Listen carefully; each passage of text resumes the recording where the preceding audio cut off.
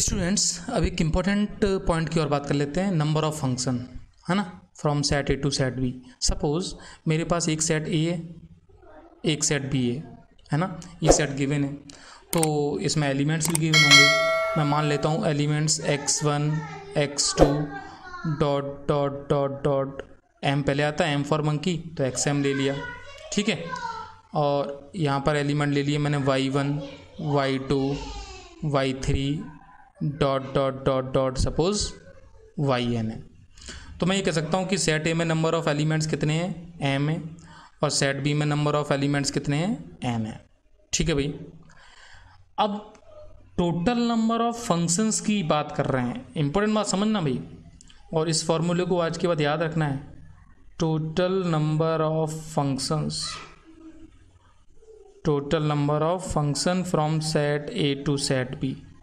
अच्छा ये बताओ, जब फंक्शन सेटअप होगा तो इस फर्स्ट कोऑर्डिनेट के पास कितने ऑप्शन होंगे, n, यस और नो। सेकंड जो पॉइंट है, जैसे x2 की बात करता हूँ, उसके पास कितने ऑप्शन होंगे, अगेन n। क्यों? क्योंकि भाई वो कहीं भी जा सकता है, उसके लिए तो यूनिक है ना। ऐसे ही जब थर्ड पॉइंट जैसे x3 लिया, x3 के लिए फिर अगेन n आ जाएगी। मीन्स इस x की चॉइसेस जो है ना, वो चॉइसेस सारी पड़ी हुई हैं, इसकी भी चॉइसेस सारी पड़ी हुई हैं। मीन्स यहाँ पर x इससे रिलेट कर सकता है, x इससे रिलेट कर सकता है, x समझ रहे हो ना, x1 जो मैं x1 की बात कर रहा हूँ। तो फंक्शन तो डिफरेंट बनेंगे बहुत सारे, लेकिन किसी पर्टिकुलर टाइम में हो सकता है सिर्फ इन तीन से रिलेट कर रहा हो, लेकिन उसके पास टोटल ऑप्शंस कितने हैं, n है। फिर x2 के पास भी सेम n है। बट और P and C permutation combination जो अपनी 11th क्लास का टॉपिक है, उसमें एक इम्पॉर्टेंट पॉइंट आएगा, मल्टीप्लिकेशन थ्योरम। मीन्स मुझे यहाँ m एलिमेंट्स के करस्पॉन्डिंग इमेजेस चाहिए। मीन्स जब लास्ट एलिमेंट के पास पूछूंगा ना, तो उसके पास भी कितने ऑप्शन होंगे, n होंगे। तो ये टर्म्स कितने हो गई, it is m times, yes और नो। अब यार ये कॉमन सेंस में बच्चों को इतना पता होना चाहिए कि n into n m times क्या होगा भाई, n टू पावर m। और ये बच्चों को याद रहता है, कुछ बच्चे इसको अपने तरह से याद रखते हैं। तो मैं चाहता हूँ कि टोटल नंबर ऑफ फंक्शन कभी आपसे आएँ तो आप उसको सॉल्व करें। जैसे सपोज़ कोई क्वेश्चन मैं दूँ और मैं डोमेन और रेंज की बात बाद में करेंगे, पहले यहीं देखते हैं, इस फार्मूले को देखते हैं, इसके बाद जस्ट डोमेन रेंज की बात हमें करनी है भाई। देखिए मान लो एक क्वेश्चन मैंने लिया जिसमें मैंने ए में एलिमेंट्स ले लिए, वो ले लिए 5, ठीक है, और मुझे सेट बी में एलिमेंट्स ले लिए मैंने 3, और कोई मुझसे पूछता है what is the total number of function, तो बताइए मेरा आंसर क्या होगा या आपका आंसर क्या होगा। अब बच्चे को यहाँ पर ये देखिए इतना मतलब दिमाग में फिट हो गया ना, तो 3 टू पावर 5 बोलने के लिए वो सोचेगा नहीं, उसे पता है फर्स्ट एलिमेंट के ऑप्शन 3 हैं, फिर 3 हैं, फिर 3 हैं, आंसर आ जाएगा उसका।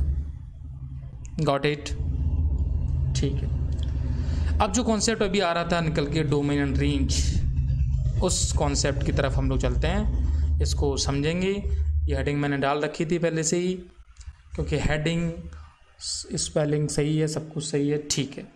Domain and range is the most important part, और you can say most important topic, है ना, फंक्शन के लिए।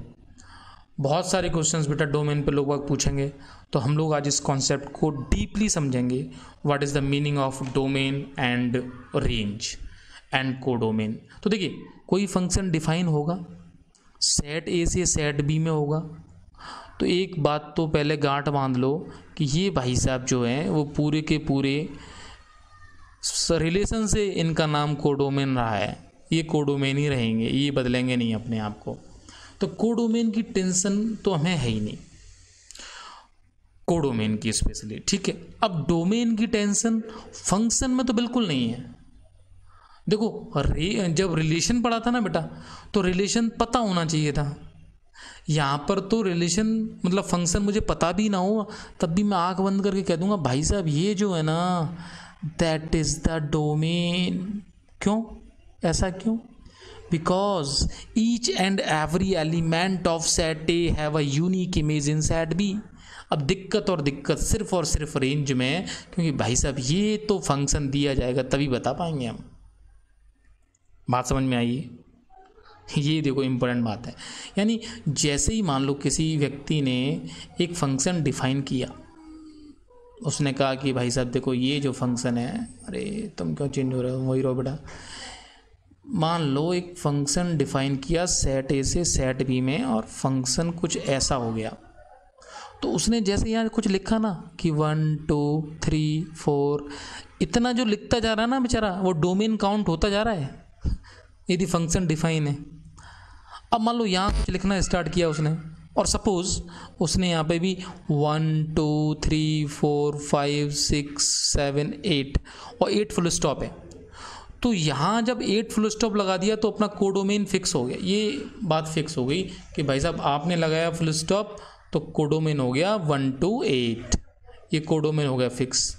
रेंज इसको देख के कोई ना बता पाएगा। रेंज के लिए तो वो पूछेगा कि एक बात बताओ, आप थोड़ा सा इसको फंक्शन को बना तो लो, तो ये फंक्शन का नोटेशन हो गया। अब सर थोड़ा सा कौन कौन सा तुम ऑर्डर्ड पेयर की फॉर्म में बात कर रहे हो या मैपिंग की बात कर रहे हो, तो एरो लगा लो वो। तो चलो इसने एक एरो लगाने का काम स्टार्ट किया, उसने कुछ एरो लगा लिए यहाँ पे, इसका लगा लिया, 2 का 2 से लगा लिया, 3 का 3 से लगा लिया मान लो, ठीक है।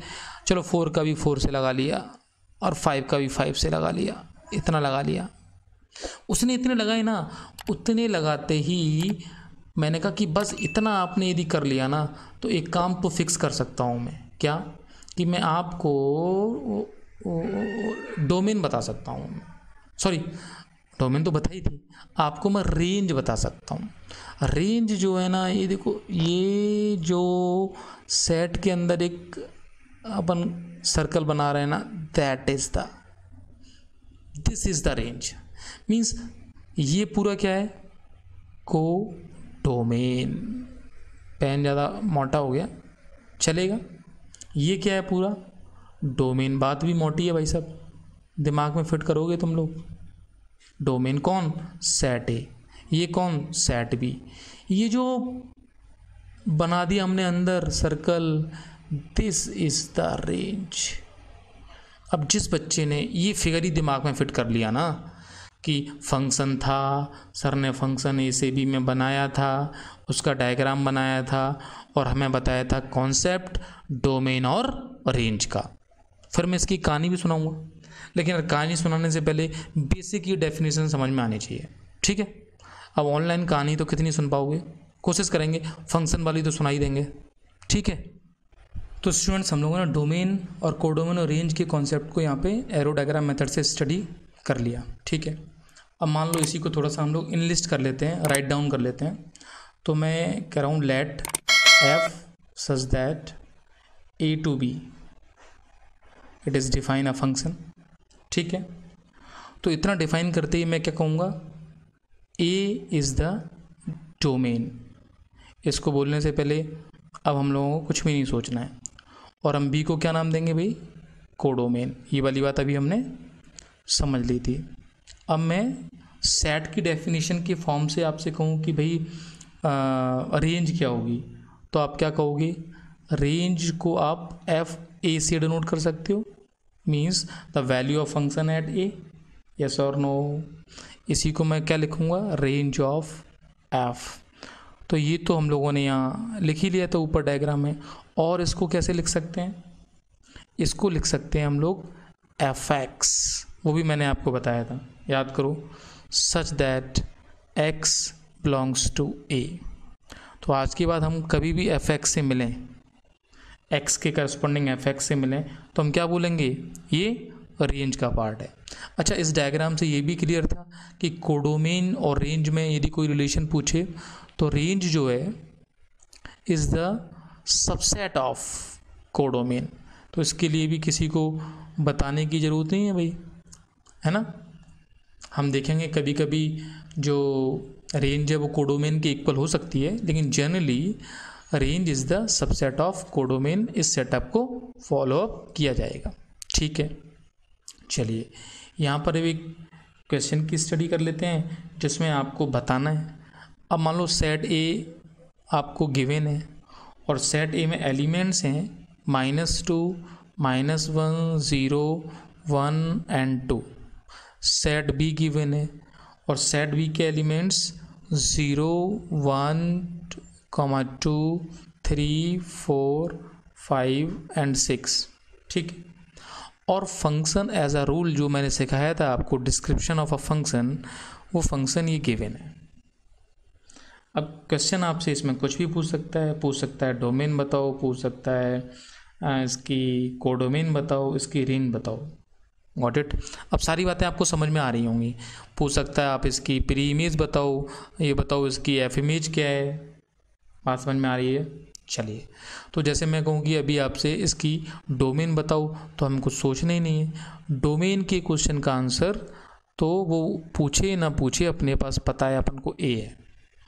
कोडोमेन का क्वेश्चन और उसका आंसर हमारे पास क्या है? बी है, सेट बी पूरा। हाँ, रेंज के लिए उसको कहो कि भाई हम रेंज बता रहे हैं, उसके लिए पहले मैं f-2 निकालूंगा, फिर f-1 निकालूंगा, फिर मैं f0 निकालूंगा, फिर मैं f1 और f2 और इन सारी वैल्यूज़ को मैं चेक करूँगा। और मुझे फंक्शन की डेफिनेशन दी गई है तो ये सारी वैल्यूज़ इजीली आ जाएंगी। ये 4 आ जाएगा, ये 1 आ जाएगा, ये 0 आ जाएगा, ये 1 आ जाएगा, ये 4 आ जाएगा। Got it. तो अब मुझसे कोई पूछता है कि अब रेंज बताओ, अब मैं कहूँगा yes, now range is okay. अब रेंज बताने लायक पोजीशन मेरी आ गई है और रेंज इज़ 0, 1 एंड 4 हो जाएगी।